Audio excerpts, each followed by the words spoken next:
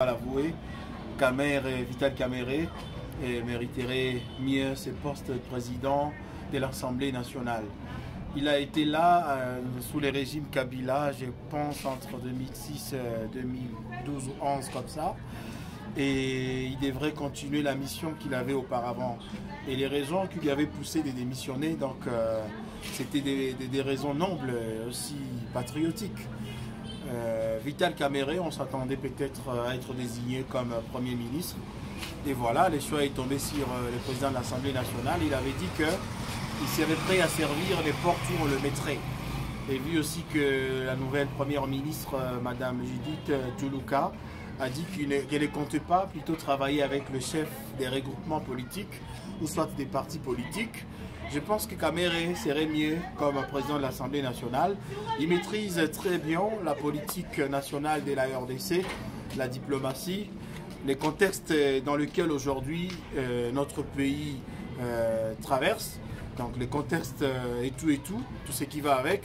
Vital Kamerhe, c'est le choix en tout cas idéal pour la population congolaise.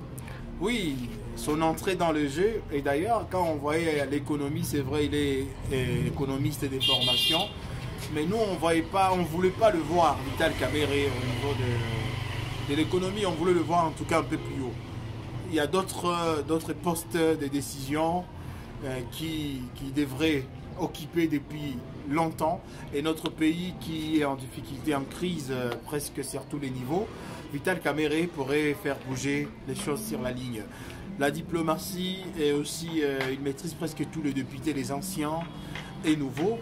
Il est aussi une puissance parlementaire parce qu'il est très bien en deuxième, troisième position parlementaire. Il a plus de députés. Je pense que Vital va apporter en plus dans la résolution des conflits dans notre pays, et surtout à l'est de la République démocratique du Congo. Bon, c'est juste recommandé à messieurs les docteurs Vital Kamerhe, l'honorable Vital Kamerhe, de travailler main dans la main avec le président de la République, tenant compte de la situation du pays, surtout la situation sécuritaire.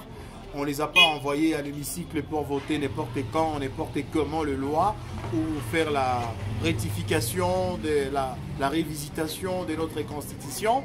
Mais nous voulons qu'ils se mettent au travail et qu'on puisse aussi travailler sur les salaires, le paiement de nos députés. Parce que 21 000 c'est déjà trop, et si on réduisait encore, ça pourra faire quelque chose de grand, ça pourra apporter encore un peu d'espoir dans le chef de la population congolaise. Et donc, ce que nous devons recommander, c'est juste travailler durement, en tenant compte de la situation sécuritaire, mais aussi ne pas tripoter la Constitution parce que ce sont eux qui les votent, la Chambre basse, la Chambre haute, ainsi de suite. J'aimerais qu'il y ait de l'équilibre, qui est plutôt des propositions de loi qui vont avantager le pays à aller de l'avant et la population congolaise dans sa généralité.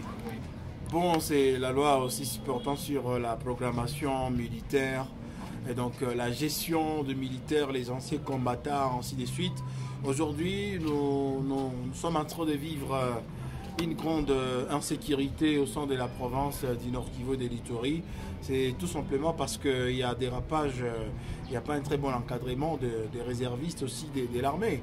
Je vais parler d'un cas récent du célèbre acteur, réalisateur, mais c'est Jekyll Mujabuka qui a été victime de barbarie militaire, de nos propres militaires, aux environs de 17h30. Et donc le maire de la ville, il a donné les conseils, il a juste dit que c'était pas bon faire la divagation avec les armes. Il a interdit aux militaires de divaguer dans le quartier avec leurs armes. Mais jusqu'à présent, ça ne marche pas. Leur champ de bataille devrait être d'abord la programmation militaire, aussi les services de l'intérieur de notre pays, la stabilité de la province, qu'il y ait une sécurité vraiment rassurée. Qu'on se rassure que je peux quitter Ndossou, je peux aller vers Mugunga, je peux aller à l'office aux quatre coins de la ville sans inquiétude. Même vous, les journalistes, vous êtes exposés. Il n'y a pas longtemps, Magloire Moutoula aussi de la RTCT a été agressée par nos patrouilleurs.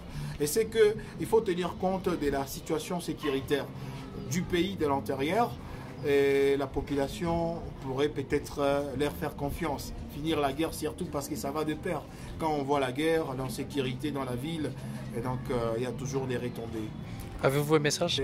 Juste féliciter encore une fois le président Vital Kamerhe qui a remporté le primaire déjà, je pense, la fois passée, le mardi. Et lui dire de travailler avec, selon l'attente de la population congolaise, selon l'attente des citoyens congolais qui sont en souffrance, tenir compte de la guerre et travailler avec le président de la République pour que nous puissions finalement sortir dans les gouffres dans lesquels on est. Merci beaucoup, Monsieur Fidel. Merci.